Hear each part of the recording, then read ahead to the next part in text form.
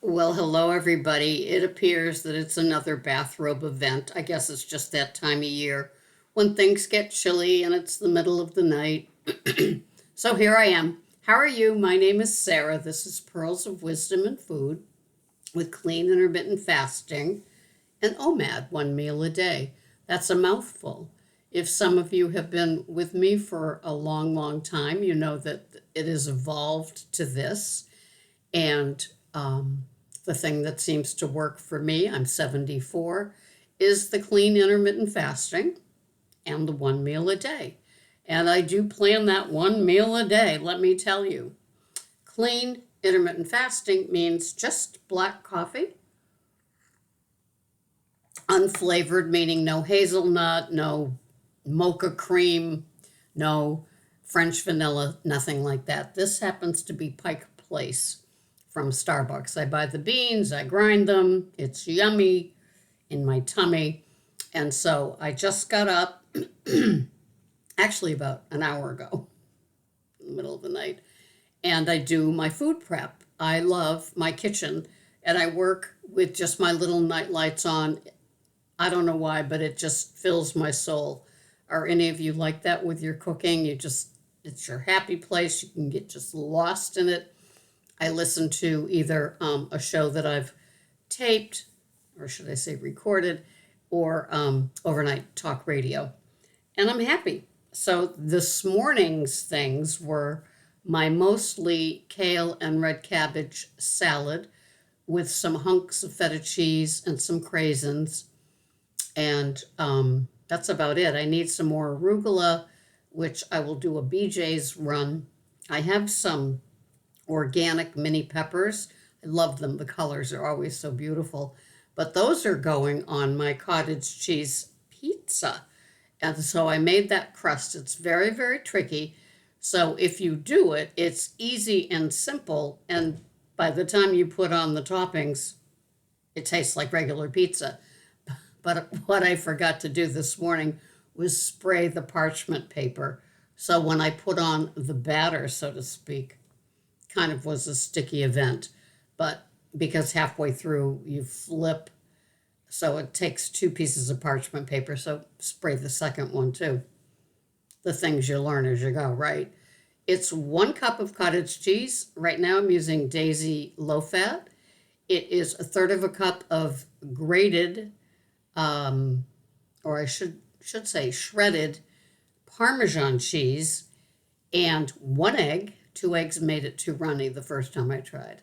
So 1 cup of cottage cheese, third of a cup of the Parmesan shredded, so it's, you know, and the egg, and then I put in oregano, basil, and fennel. Those are my 3 favorite pizza spices. So I put it in my little Hamilton Beach, that little $20 wonder that I have. And so I made my batter and cooked it at 350, probably the total time was 25 minutes. It's cooling now, so I will have that for dinner with regular either Rayo's or O Organics pizza sauce, regular shredded cheese. I've got a variety in my fridge, and I've got some thin sliced chorizo and also some pepperoni, and those mini peppers will go on top. And that will be my OMAD today. I've run out of organic grapes. I asked them to order more. So I've got, I think, a pear for my dessert. And I made my chocolate mousse again. I made 3 little. They're in on the rocks size glasses. So I took 5 of those chocolatey little people from my tub that I got at Trader Joe's and kind of like broke them in half on the bottom of the glass. Then I took an almost cup of cottage cheese and an almost cup of Fage 0% yogurt. Whip those once again in my little Hamilton Beach. It's a very stiff mousse. So it's almost like the consistency of ice cream, but it's not frozen, kind of weird. You could probably freeze it too. And 1.5 scoops of cocoa powder, 1.5 scoops of powdered monk fruit by Lancanto. If it was the regular Lancanto monk fruit granular, I would probably only use 1 tablespoon.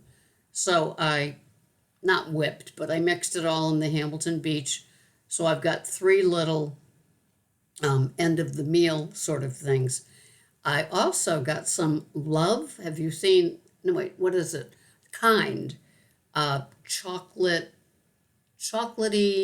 chewy, dark chocolate granola. And so when I had my end of the meal treat, it was one of those cups. I put some of that dark, chewy granola and then a little drizzle of Teddy peanut butter on top. Let me tell you, satiating, low sugar.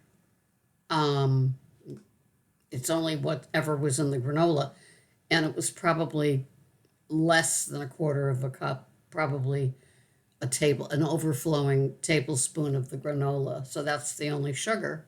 Oh, and the little cookies, 5 of them. And so that was my after my dinner. Yesterday I had a grilled pork chop, Brussels sprouts, and half of a sweet potato. That's good too. And my ubiquitous salad. So things are fine here. It's the same old, same old. I've had such a busy week. Oh, I've had such a busy week. I've had so many irons in so many different fires.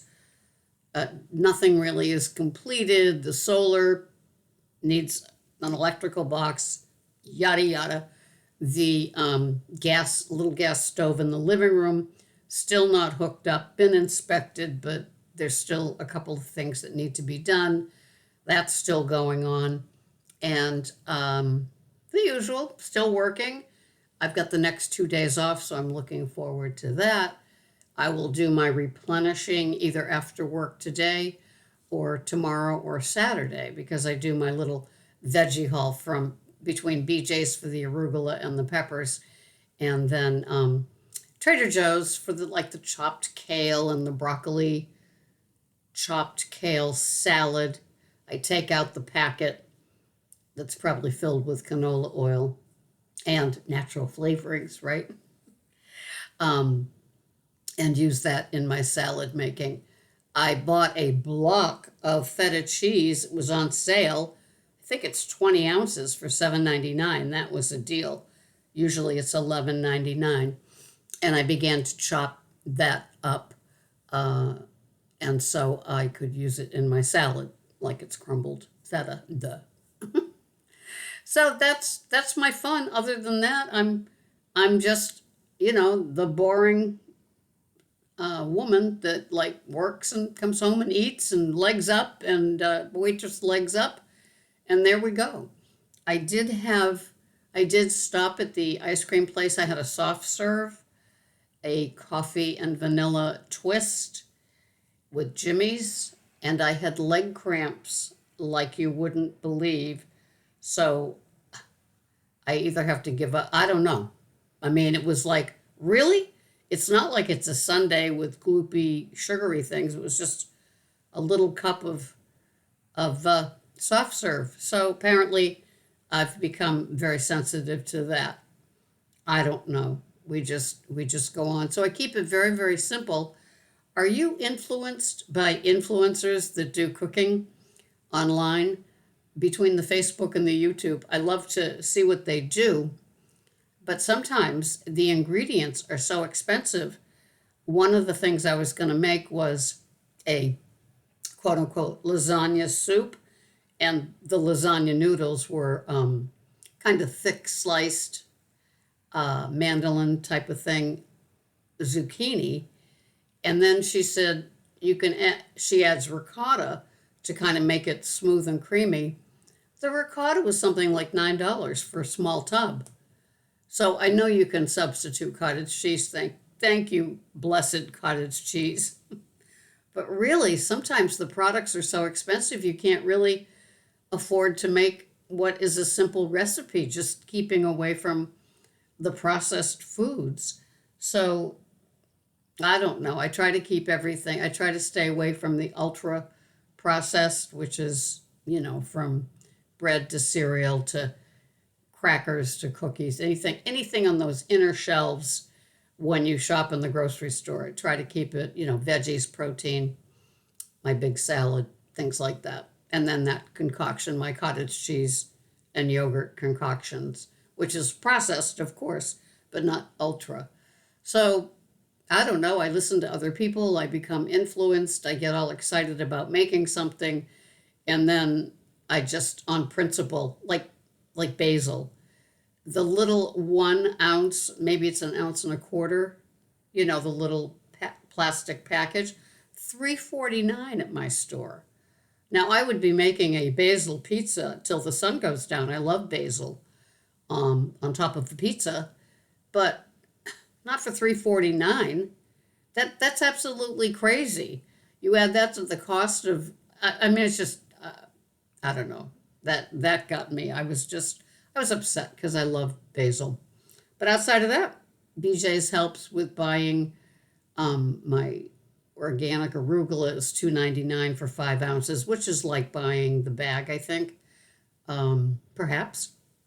I think Trader Joe's it's $2.48 for arugula. I'm not sure if it's 5 ounces, but I just use a lot of those products. I don't mind shelling out for the organic part at all if it's reasonable. But that basil just got me, and the ricotta just got me. There, I said it. I did a little vent. I keep doing what I'm doing because it keeps working. I feel great. My jeans still fit. I haven't weighed myself in a long time. I see that I have a doctor's appointment in 2 weeks. So they'll weigh me and I'll say, don't tell me.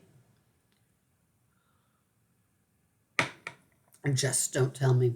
Plus, when I go in, I'm fully dressed when they weigh me. So that's got to be at least, 18 pounds, isn't it? It's usually what I deduct. Maybe I need to readjust. So I want all of you to have a wonderful week. Nothing newsy here. It's just the same old, which I guess is the gift of consistency, which I believe is a huge part of my success, if you want, because I consistently do what works for me. The foods that I eat satiate, make me feel good, make me feel full because I'm a volume eater, and I just go along, and it's all good. And I watch the influencers and I get all excited about making a certain something. And most likely it doesn't happen, but I still get excited because just now when I made that pizza crust, that's 2 meals. Then I want to have an omelet. That's another meal. That's 3 days out. And I can take so many things out of the freezer, portions that, I made a homemade chicken with brown rice soup last week and I froze a serving because I had it too many days in a row, and I decided let's just freeze this serving because I'll welcome it, in a week or so. So I have so many of those 1 meal frozen items, and it's perfect. And I promise myself that I'm going to shop in the freezer and not in the stores for meat items because I got plenty frozen, right? So I will see you here next week, next Friday. And I hope you all have a great week. And next Friday, I think we're going to be past Rabbit right into October. Have a great week. This has been Sarah, Pearls of Wisdom and Food, with clean intermittent fasting and 1 meal a day, and what works for me and what works for you. I hope you list below, and any finds that you have, I hope you mention them below. Also, are you heavily influenced? Has it changed your life by watching these people on mainstream media? Thanks so much for listening. I'll see you here next week. Bye-bye for now.